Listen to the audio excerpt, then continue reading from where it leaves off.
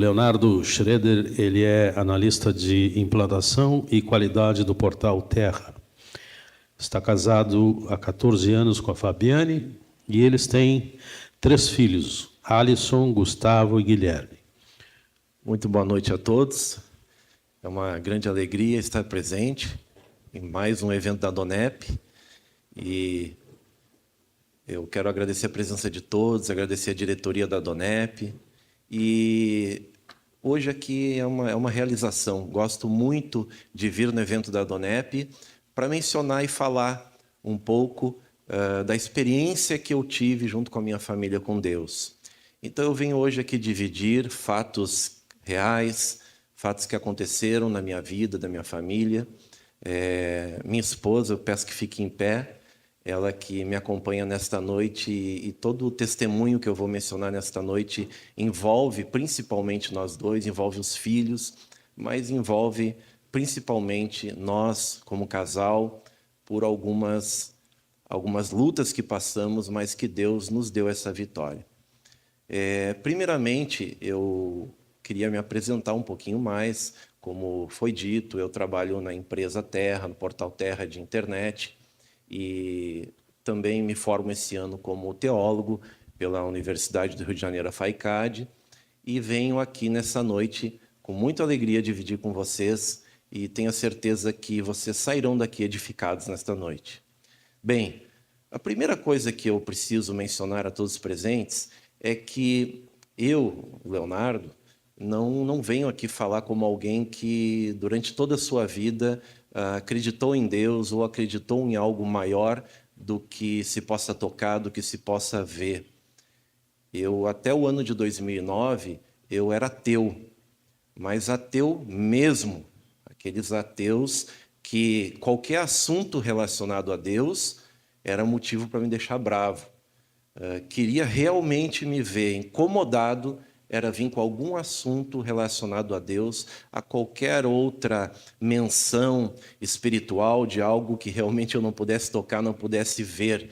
Inclusive, eu chegava a ter momentos de muita arrogância com pessoas que conversavam comigo de uma forma muito amável, mas o meu retorno era muito pequeno com relação a esse tipo de assunto, essa abordagem. Mas é justamente explicar para todos os presentes o que aconteceu na minha vida que fez eu mudar esse pensamento, mudar esse entendimento. Eu acredito, eu sempre falo para minha esposa e menciono para ela, olha, realmente, quando eu lembro da minha vida, lembro do que eu acreditava, do que eu cria, e hoje estar testemunhando de experiências com Deus é algo realmente inacreditável. Quem me conhece, quem me conhecia e viu toda essa transformação, não realmente entende que algo muito forte aconteceu, algo que não é explicável no entendimento humano. Tudo começou. Nós nos conhecemos, eu e a Fabiane, nós nos conhecemos, e até então o método de pensamento, o modo de pensar meu era o mesmo. Nós nos conhecemos, noivamos, e eu tinha realmente um pensamento muito cético sobre essas questões que envolvem Deus. Mas algumas coisas começaram a mudar no momento que começaram a vir os nossos filhos. A Fabiane, minha esposa, quando nós tivemos nosso primeiro filho, o Alisson, ela quase morreu, ela teve eclâmpsia, foi uma situação muito difícil. E, em seguida, nós queríamos mais filhos e corremos este risco. E quando veio o Gustavo é o filho do meio que tem 11 anos.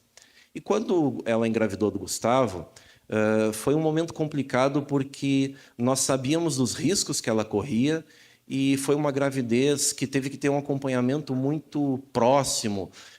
Quando o médico ele disse que a gravidez era de risco, era certo que era cesariana que teria que fazer, os sintomas que ela começou a apresentar próximo do momento do término da gestação, o médico, inclusive, achou melhor que ela ficasse internada no hospital para fazer um acompanhamento mais de perto. E foram 30 dias que ela ficou internada no hospital. Foi no mesmo período que eu estava em férias, saí de férias justamente para poder acompanhá-la nesse momento tão delicado. E o Gustavo, ele, apesar das injeções para amadurecer o pulmão dele, sabíamos que ele iria vir de forma prematura, não adiantou, ele acabou nascendo algumas semanas antes e foi diretamente para a UTI. E aquele momento mexeu muito comigo, porque quando o Alisson nasceu e ela correu esse risco de vida, foi algo muito repentino, aconteceu e passou. Mas o Gustavo não, o filho do meio, ele nasceu, foi para a UTI neonatal, e o retorno, o feedback que nós tínhamos dos médicos era de que tudo podia acontecer. E naquele período foram em torno de 15 a 20 dias que o Gustavo permaneceu na UTI e eu do lado dela no hospital, praticamente dormindo no mesmo quarto. Só ia para casa para fazer algumas coisas e já retornava para o hospital. E eu vejo que em todo aquele meu pensamento de autossuficiência, aqueles instantes difíceis começaram a mexer com essa visão, com essa interpretação das coisas. E o Gustavo, justamente com muita resistência, foi num momento de oração que ele se recuperou e foi para casa. Foi num momento especial de oração no hospital e alguns dias depois ele estava seguro e são e salvo em casa. Mas durante estes dias no hospital, eu tive o meu momento, a primeira mudança. Foi quando eu procurei um lugar que havia no Hospital da Santa Casa para oração e conversei com Deus. E lá eu falei, olha, eu não sei se existe um Deus, mas se existe, me ajuda. Não deixa o meu filho morrer, não deixa nada de errado acontecer, para que nós possamos ir para casa. E eu prometo que eu vou repensar as coisas, vou começar a tentar te conhecer melhor. E foi um pouquinho antes, alguns dias antes desse momento da oração, que o Gustavo retornou para casa. É claro que eu, muito cético, não dei bola. O Gustavo melhorou, estava com saúde, estava todo mundo feliz em casa, e eu esqueci de Deus, não lembrei daquele momento de fragilidade. E eu vejo que isso é uma atitude normal do ser humano. Nós temos essa tendência a achar que somos donos da nossa vida e os nossos caminhos são direcionados também apenas pelas nossas ideias, nossos pensamentos. Mas, nesses momentos de fragilidade, é que nós nos damos conta que realmente nós necessitamos de Deus, que é aquele que nos cuida e nos guarda. E que depois de retornar para casa, tivemos a segunda experiência. Em seguida, o Guilherme nasceu, mas o Guilherme também passou pelo mesmo processo. E pasmem, nós tivemos que retornar para o mesmo hospital, praticamente ao lado do quarto que nós tínhamos ficado antes com o Gustavo. Então, eu passei por um momento de reflexão novamente, porque eu havia conversado com Deus, estava tudo bem, e de repente eu estava no mesmo cenário. Estava enfrentando a mesma situação, o mesmo momento de fragilidade. E ali eu me dei conta, olha, quando tudo estava bem, eu me esqueci. Mas quando as coisas estavam difíceis, aí realmente eu corri atrás de um Deus que eu não sabia como era, não sabia o que pensar, mas entendia que somente uma força sobrenatural poderia me ajudar, me dar forças naquele momento. E o Guilherme, eu tive um momento também de oração, e lá eu lembro que eu falei para Deus, olha Deus, eu estive aqui conversando contigo, e eu voltei à minha normalidade, eu voltei ao meu pensamento de não te buscar, de não te procurar, mas hoje eu estou aqui reconhecendo isso. E eu te peço, faz um milagre na vida do meu filho, porque é o nosso terceiro filho, vai ser o último. Nós não planejávamos ter mais filhos, seria o Guilherme e a fábrica iria ser encerrada naquele momento. E tudo correu bem. O Guilherme nasceu, apesar de nascer prematuro, foi para casa dentro de alguns dias, não precisou ir para a UTI. Mas é claro que o ateu, cético, voltou para casa e também não lembrou de nada do que aconteceu naquele momento especial que eu conversei com Deus e que ele, de certa forma, eu mesmo sem entendimento, ele me confortou. E nós fomos levando a nossa vida. Agora, quando eu lembro desta época, desses momentos difíceis e também com relação à nossa rotina, e eu faço uma comparação com hoje, é claro que é o que eu vou mencionar em seguida, eu lembro que a nossa vida, apesar de eu amar a minha esposa, de sermos fiéis um para o outro, de sermos realizados pela família que havíamos construído, nós éramos muito mais suscetíveis e sensíveis às dificuldades e aos problemas que surgiam no decorrer da vida. Era muito mais difícil enfrentar as ocasiões da vida quando eu lembro desse momento na nossa vida em que nós não tínhamos Deus dentro do nosso lar, dentro da nossa família. Mas foi aí que começou a acontecer uma situação nova, uma situação mais delicada, que é quando a minha esposa começou a ter sintomas cardíacos, começou a ter uma enfermidade cardíaca e a cada dia ela começou a piorar. E como foi dito aqui pelo irmão Humberto, hoje, quando nós lembramos dessa enfermidade, para nós não importa se foi uma doença psicossomática ou se foi realmente algo físico. A grande questão é que, naquele momento, a minha rotina virou a minha esposa me ligando para o meu trabalho e dizendo para vir para casa rápido que ela precisava procurar um médico, vir para casa rápido que ela precisava ir para o hospital. Aconteceu ao ponto de ela cair na frente dos meus filhos. Eles eram pequenininhos na época, acho que o Guilherme tinha 1 aninho e meio, o Gustavo 3, o Alisson 8, não lembro direito, mas foram momentos de angústia e que todo dia que eu saía para o trabalho, eu tinha uma certeza somente, que ou eu ia terminar o dia dentro de um hospital, ou que eu ia chegar em casa pensando em ter um momento de descanso, de alegria, mas que a minha esposa me procuraria para dizer que não estava bem. E nós procuramos recursos, foram medicamentos diferenciados, exames diferenciados, alguns médicos que estavam dando até como certo de ela colocar um marca-passo devido aos sintomas que ela tinha. E aquilo foi muito desesperador, muito mesmo.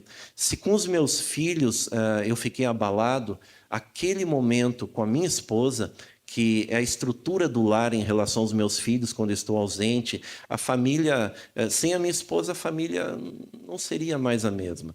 E mesmo que ela tivesse apenas uma enfermidade, se ela não tivesse saúde para o nosso dia a dia, para todos os planos e projetos que nós tínhamos, era uma situação inimaginável. E ali realmente eu comecei a ter uma mudança de verdade, em primeiro lugar, no sentido de entender de verdade a minha fragilidade. Muito eu resisti, mas por amor à minha esposa, por querer que todas as coisas ficassem bem, eu acabei cedendo e nós acabamos buscando a Deus em um momento especial.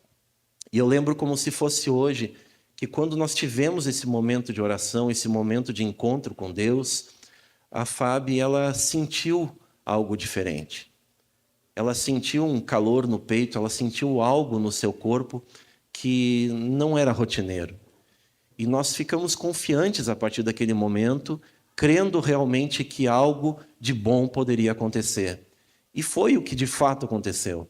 Dentro de uma semana o intervalo que passou desse momento de oração, ela fez novos exames. E o exame apontou que ela não tinha mais aqueles sintomas. Ou seja, não apareceu nos exames cardíacos mais aquelas variações. E aquilo foi um bálsamo, foi uma alegria tão grande em olhar para alguns dias, algumas semanas, e ver um cenário tão triste e, de repente, ter aquele cenário tão alegre de estar com a minha família, a minha esposa restaurada, a minha família de novo, com um sorriso no rosto, com alegria, seguindo a sua rotina. Mas eu tenho um entendimento de que milagres não fazem uma pessoa permanecer com uma relação realmente íntima e de verdade com Deus. Porque o milagre, ele vem hoje, amanhã você esquece, amanhã muitas coisas podem mudar e você acaba, assim como muitas coisas na rotina da vida, existe uma palavra que diz que o sábio, ele está na casa de luto e não na casa de festa. O que quer dizer? que se ele aplica isso ao seu coração, ele tem uma vida realmente muito mais satisfatória, porque ele entende todos os dias que aquele é o final dele, aquela é a fragilidade dele como ser humano. E só que então eu resolvi buscar mais este Deus. Eu resolvi me render e começar a conhecer mais a Ele, estudar e buscar mais. E todo esse processo de busca, esse processo de entender algumas coisas, esse processo de conhecimento, reservou um momento especial da minha vida. E esse momento especial aconteceu quando eu estava em casa, a sós. E naquele momento, eu comecei a ser tomado por uma sensação agradável, comecei a refletir sobre a minha vida, comecei a refletir sobre o passado, comecei a refletir sobre a minha pessoa, sobre o meu ego, sobre as minhas atitudes, sobre a minha forma de pensar. E naquele momento eu tive uma sensação de arrependimento tão grande, mas tão intensa. Nós sabemos que todos nós, como seres humanos, erramos, cometemos erros, erramos caminhos, acertamos, aprendemos dessa forma. Mas naquele momento, aquela sensação de estar na presença de Deus e dizer para Ele, olha, eu não sei o que está acontecendo comigo, mas eu quero ser alguém melhor. Eu não sei o que está acontecendo aqui dentro do meu coração que está mudando, mas eu me arrependo de tudo de errado que eu possa ter feito e eu quero, Deus, ser uma pessoa melhor, ser uma pessoa mais humilde, uma pessoa transformada, uma pessoa que tenha mais amor para oferecer, uma pessoa que tenha mais harmonia. Eu quero sentir paz, eu quero esta paz. Porque antes de eu conhecer a Deus, existia um anseio que inundava o meu coração. Hoje eu entendo que esse anseio que existe dentro do homem e que eu entendo que Deus colocou é o que faz realmente ele atingir patamares altos. A humanidade ela se desenvolve, ela cresce, ela aprende, ela busca objetivos, novos projetos, porque ela tem esse anseio dentro do coração, dentro da alma, de buscar o desconhecido, de querer sempre achar algo mais, de não ficar satisfeito com a rotina, com aquilo que ele já está acostumado. Mas eu entendo que esse anseio foi Deus que nos colocou para buscá-lo. Mas quando nos falta esse entendimento, nós acabamos usando esse anseio apenas para buscar as coisas que são físicas. Mas aí o que acontece? Pode vir o sucesso físico, mas parece que nunca é suficiente. Nós sempre queremos algo mais, e algo mais, e algo mais. Realizo um grande projeto, conquisto algo grande na minha vida, mas sempre esse anseio por algo, ele parece que ele fica ali trabalhando na nossa vida, na nossa alma. E esse anseio acabou naquele dia. Esse anseio ele não acabou quando aconteceu o milagre. Ele aconteceu naquele momento em que eu entendi que eu precisava ser melhor e que eu entendia que havia um Deus criador que poderia me transformar e que poderia me trazer esta paz. E a partir daquele momento, todas as coisas começaram a mudar. Quando eu olho para o meu relacionamento com a minha esposa, para não falar somente de milagre, hoje, quando nós olhamos para a sociedade, quando nós olhamos para as famílias, quando nós olhamos para a rotina do dia a dia, através de noticiários, através de qualquer meio de comunicação que você tenha acesso, é muito comum hoje você ver famílias sendo abaladas por tão pequenas coisas. É muito normal você ver famílias abaladas, separadas, destruídas por questões que, na verdade, bastava ter um pouco de calma, bastava ter um pouco de paciência, bastava ter um pouco de longanimidade, de esperar, de se colocar no lugar do parceiro, da parceira, de colocar no lugar do companheiro, da companheira, e para entender um ao outro e juntos, com a ajuda de Deus, se manterem firmes nessa caminhada.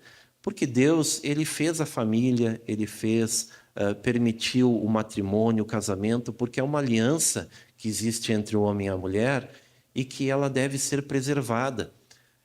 E quando eu olho para o nosso relacionamento, eu vejo que hoje a grande diferença entre nós termos Deus na nossa vida não é porque hoje nós temos tudo que nós queremos, não é porque hoje eu oro e Deus me dá alguma coisa nova, não é porque eu oro, Deus me dá algo de mais valor, não. A grande diferença de nós termos Deus na nossa vida hoje é que quando nós somos atingidos pelas instabilidades da vida, nós nos mantemos firmes no meio da navegação no mar agitado.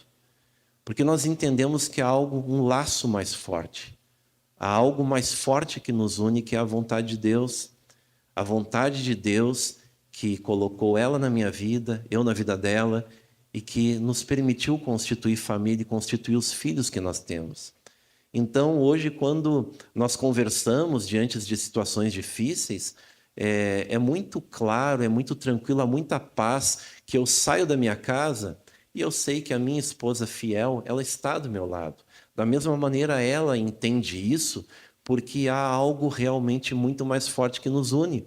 Não é somente a atração, não é somente o amor, é algo muito mais forte, porque quando nós olhamos um para o outro, nós temos a certeza que nós queremos permanecer juntos para sempre e queremos ver os nossos filhos crescerem.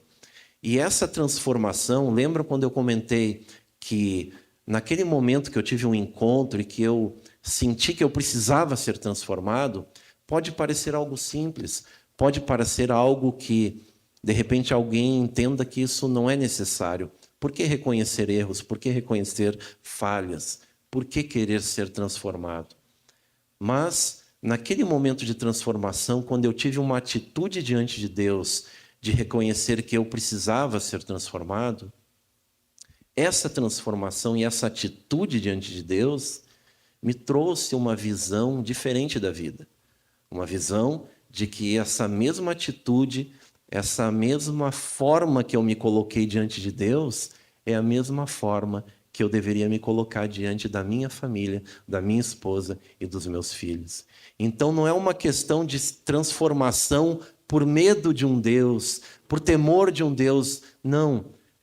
É algo realmente, uma transformação que eu entendia que precisava haver no meu ser e aquilo impactaria na minha vida, na minha rotina. Hoje, nós olhamos tantas famílias chorando perdas de filhos, eu não quero aqui discutir os motivos, mas quantos partem por situações tão bobas, por bebida, álcool, acidente de carro, festa, tragédias realmente que abalam e que, por mais que nós venhamos a tentar entender, nós nunca vamos conseguir compreender o sofrimento tão grande dessas famílias. E hoje eu tenho essa alegria, porque da maneira que eu hoje tenho, a visão que eu tenho hoje de vida, de entender que o mundo é necessário que essa nossa vida é necessário buscar tudo, ter objetivos, projetos, crescer em todas as áreas, mas quando eu tive esse encontro com Deus, eu passei a enxergar de cima. Passei a enxergar que isso é uma parte, mas que tem uma outra parte que eu não vejo e que não é aquele amigo imaginário que eu dizia que as pessoas tinham quando falavam de Deus, e era assim que eu dizia mesmo, amigo imaginário, não vem com essa conversa. Mas hoje eu entendo que há um mundo físico, mas há um mundo espiritual, há um Deus que realmente existe e está presente no nosso meio, no nosso lar, basta que nós realmente venhamos a querer que Ele esteja presente na nossa vida. E hoje eu olho para os meus filhos e passando esse entendimento para eles, essa visão da vida, não uma visão apenas focada na rotina, como se estivesse dentro de uma caixinha de sapato, não. Eu passo para eles essa visão de que eles têm que entender que há um preenchimento da alma, que há algo muito mais forte que precisa ser preenchido no ser deles para que eles se transformem em pessoas completas. Não importa o caminho, o rumo que cada um vai tomar na sua vida, não importa a formação, não importa se um será mais bem-sucedido do que o outro, mas como ser, eles realmente precisam preencher o anseio deles com a presença de Deus. E hoje eu me alegro porque tenho filhos que vejo que não buscam esse caminho que pode parecer prazeroso em alguns momentos, mas que pode trazer muitas lágrimas e sofrimento mais tarde. Eu hoje agradeço muito a Deus porque um ato tão simples de humildade e de dizer: Deus, então eu quero te conhecer, me permita isso. Este ato de humildade transformou a minha vida. Hoje eu sou uma pessoa realizada. Não importa o que há ainda para conquistar. Hoje eu sou uma pessoa realizada. Se eu tivesse que partir deste mundo, hoje eu sairia entendendo que eu deixei uma semente e que eu entendi um objetivo de estar aqui. Quando eu gosto de usar um exemplo simples, e é difícil muitas vezes crer em Deus porque não o vemos. É difícil. Crer em Deus é um ato de fé. E fé é crer naquilo que se espera e que não vê. Não é crer em algo que está palpável diante de mim. E esse ato de crer em algo que não se vê não é fácil. É complicado. Mas eu entendo que hoje eu consegui compreender a dimensão das coisas, e este exemplo que eu uso, gosto muito de citar. Quando nós olhamos para o relógio, para qualquer objeto, para uma bolsa, para qualquer artefato que seja um pouquinho complexo, e nós olhamos, é impossível dizer que esse relógio aqui surgiu por acidente. Não tem como dizer. Os seus objetos, sua mecânica dentro dele, tudo que funciona milimetricamente, não há como dizer que esse relógio foi feito por um acidente. O mesmo pensamento eu tenho sobre nós. Olhe para você. Eu que estou olhando para o rosto de todos vocês aqui nessa noite e vejo a beleza, a complexidade que existe em nós. É impossível crer que é obra de um acidente. Você não é obra de um acidente. É claro que eu respeito qualquer pessoa que pensa diferente, mas como eu estou aqui para falar de Deus, hoje falar da minha experiência, eu tenho que dizer isso. Você não é obra de um acidente. Você realmente foi feito numa única forma. Deus, Ele te fez, te moldou, e Ele tem um objetivo para você aqui. Ele tem um projeto para a sua vida. Você não está aqui por acaso, e seria muita inocência pensarmos que tudo isso aqui é por acaso, é uma pequena passagem. Não. Deus tem algo a realizar na sua vida. Deus, Ele quer preencher esse anseio no coração. Deus, Ele quer fazer parte da sua família, do seu lar, para que você tenha, em primeiro lugar, paz. A palavra diz que nesse mundo nós temos aflições. E quem fala que aqui nesta vida nós não teríamos aflições, não está falando a verdade. Às vezes nós temos essa impressão de que buscar um Deus é um Deus que vai, de bate-pronto, realizar tudo aquilo que nós pedimos. Não, é claro que não. Na vida nós teremos aflições, mas com Deus tudo é diferente. E quando eu lembro daquele momento de arrependimento que eu tive, e eu lembro dos milagres que Deus fez na minha vida, eu também não posso deixar de pensar em outras vidas que eu acabei influenciando depois disso. Acabei também atuando, palestrando, aconselhando muitas pessoas que estavam em situações difíceis e que eu pude ver realmente na presença de Deus que essas transformações, elas são reais, elas são possíveis, elas acontecem. Desde pessoas que não encontram sentido para a vida e que, de repente, parece que tudo clareia diante dos seus olhos. Até pessoas com um casamento destruído, com problemas no lar, com dificuldades.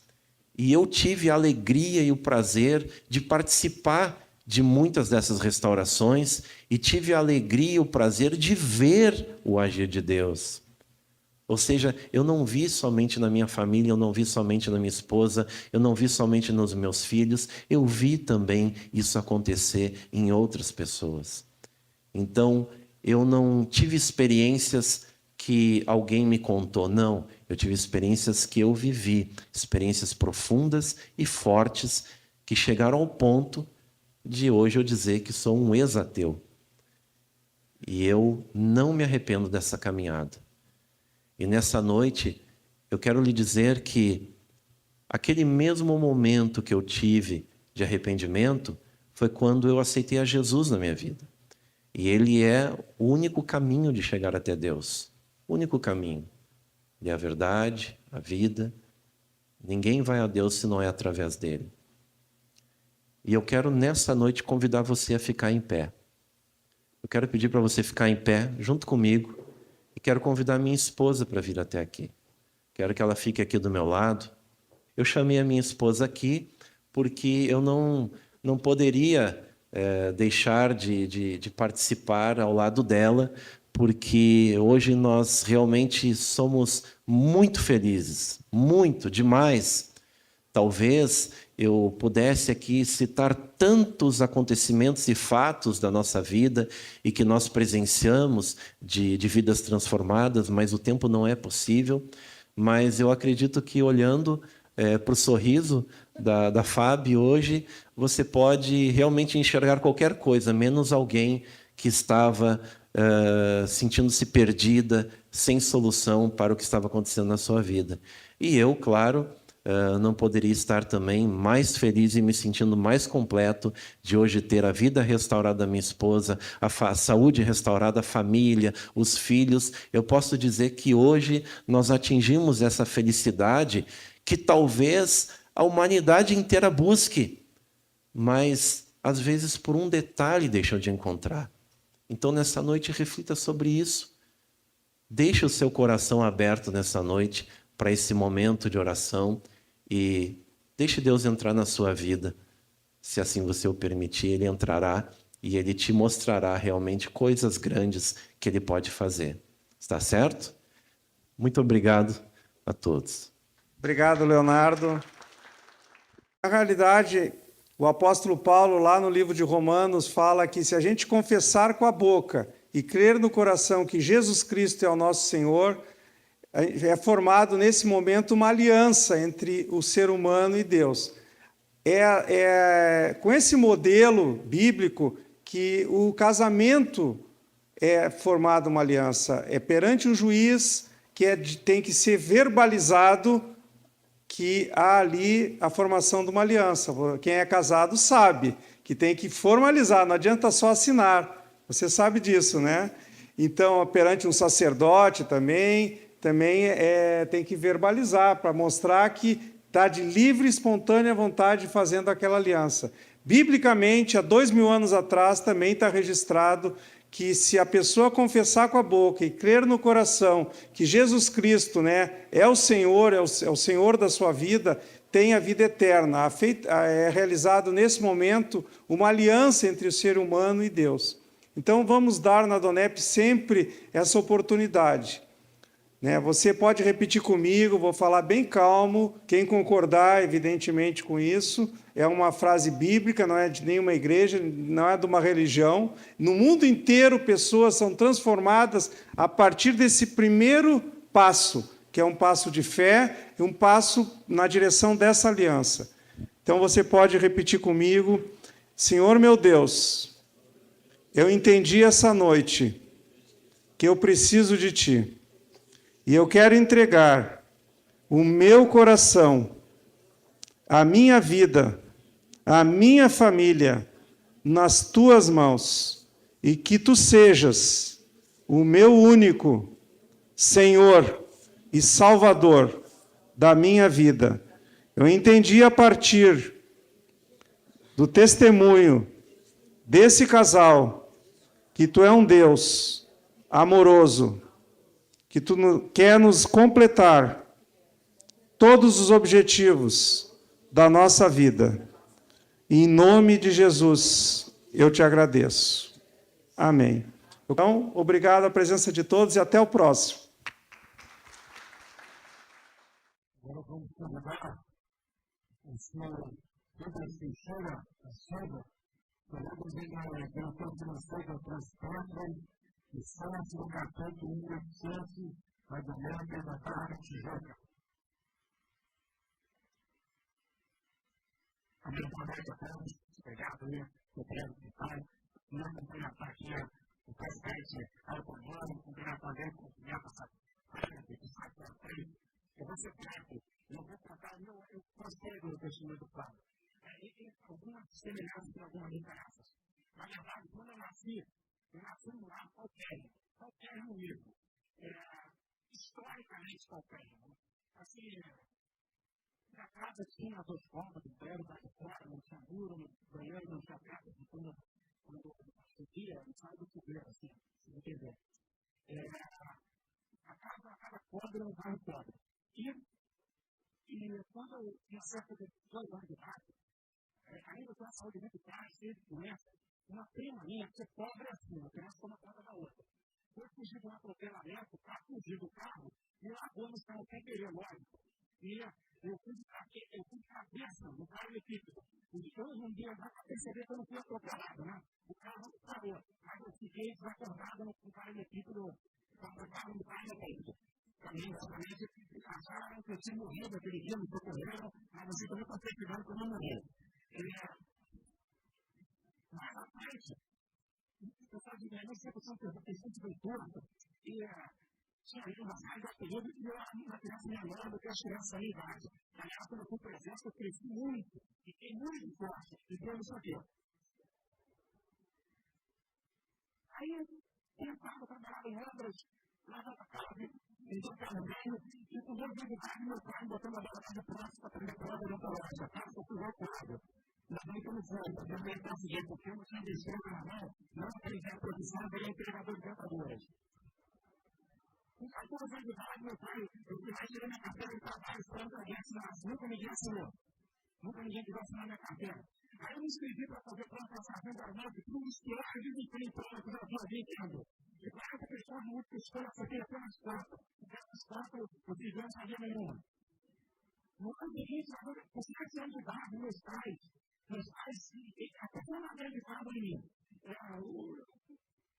Porque no prédio, o padre para passar no concurso, e eu vi muitas palavras de esperança, mas os meus pais não estavam acreditando em mim. Aqueles pais me diziam, eu tinha a impressão que eles queriam me agradar, eu sabia que eles estavam me agradando. Então eu não ouvi coisas ruins. E na verdade, eu tinha uma vida toda. Eu tinha meu teste, eu tinha minha vida fora, com 2 cursos de graduação no Canadá, eu sou jornalista, então, para resumir a história, os meninos padrões foi dizer que eu queria ir para a academia militar para ter guerra. Não é para eu Paulo, eu fico de pé Paulo.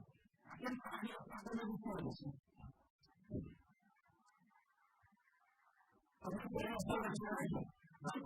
Eu fui muito na prova, não passei na sargento, mas disse que eu fui oficial em trabalho dos Estados, que era uma sargento da Deus, da Pagode. Vamos fazer minha mãe, meus Deus fazendo as coisas atrás de tanto aceito para a academia militar para a vida. Eu não podia matar. Me afoguei um monte de vida. Eu tinha experiência de afogamento que eu dei qualquer um de vocês. Eu me afoguei no monte de experiência na piscina várias vezes, enfim. No livro que conta a bibliografia, que é um livro muito bom, e as pessoas, a gente sabe que o rapaz de São Paulo me meteu com o seu achou a hora que foi rapidinho.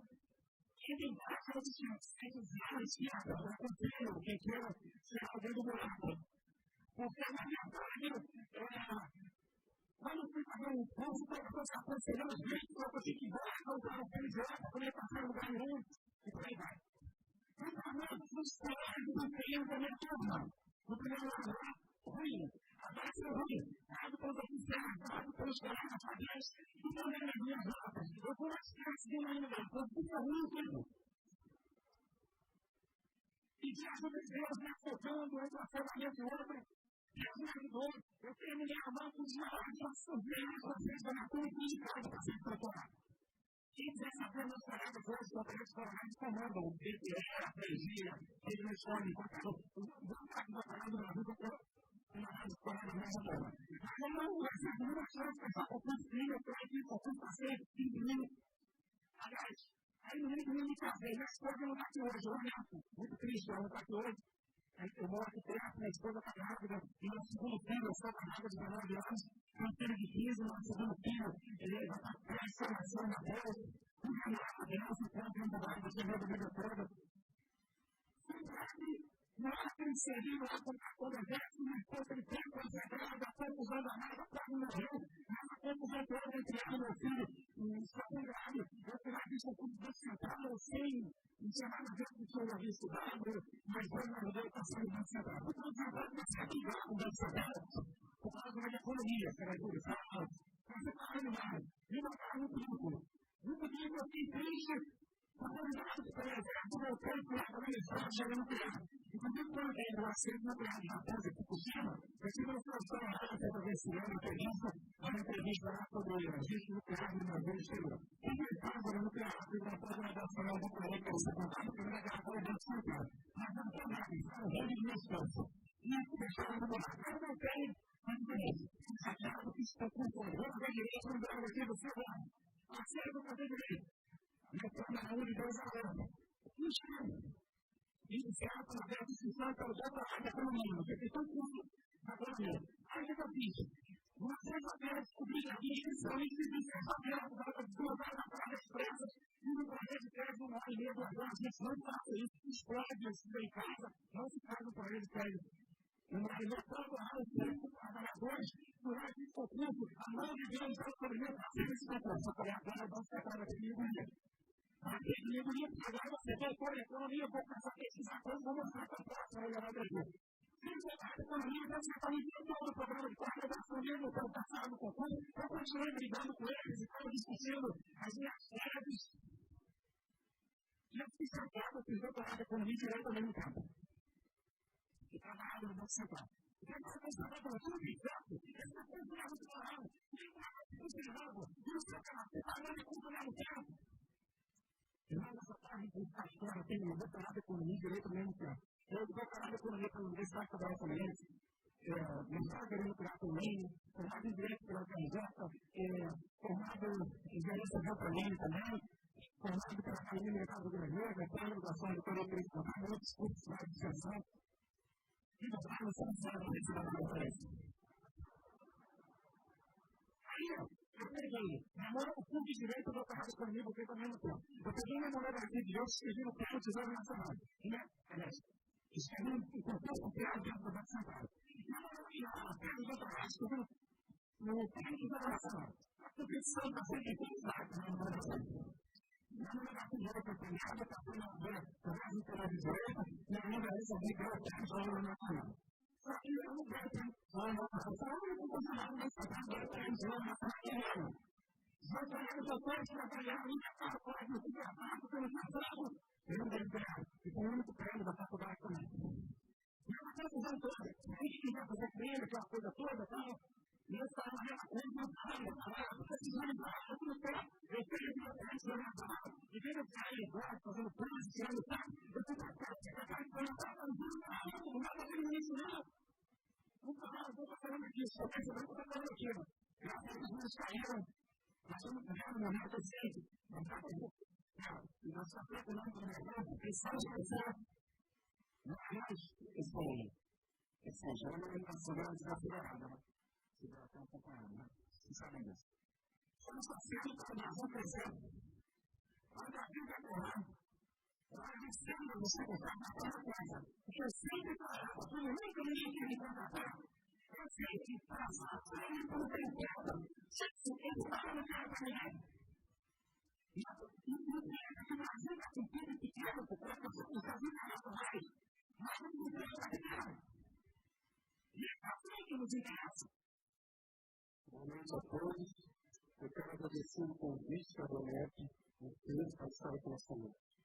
Rapidamente, eu vou contar um pouquinho a história da minha vida. Eu tive um problema muito sério de relacionamento com minha mãe. As palavras elas têm poder para construir e também para destruir. E eu cresci ouvindo palavras pronunciadas pela minha mãe que causou na minha vida um complexo de inferioridade muito grande.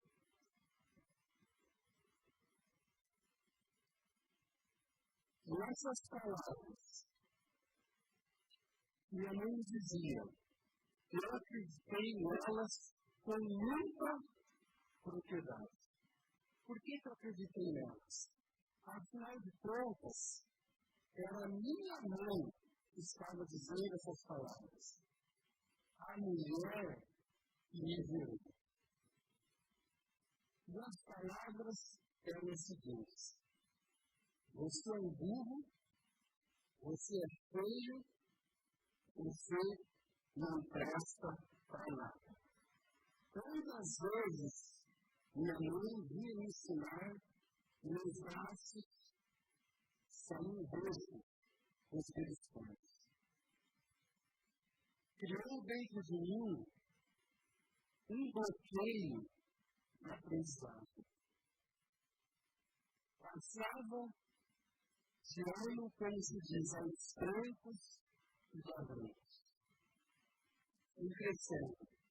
Fui morar em Curitiba, me tornei uma pessoa extremamente tímida, com muitos problemas, não conseguia ter relacionamento com as pessoas, via pessoas namorando, colegas meus da época, e eu não conseguia me aproximar das pessoas.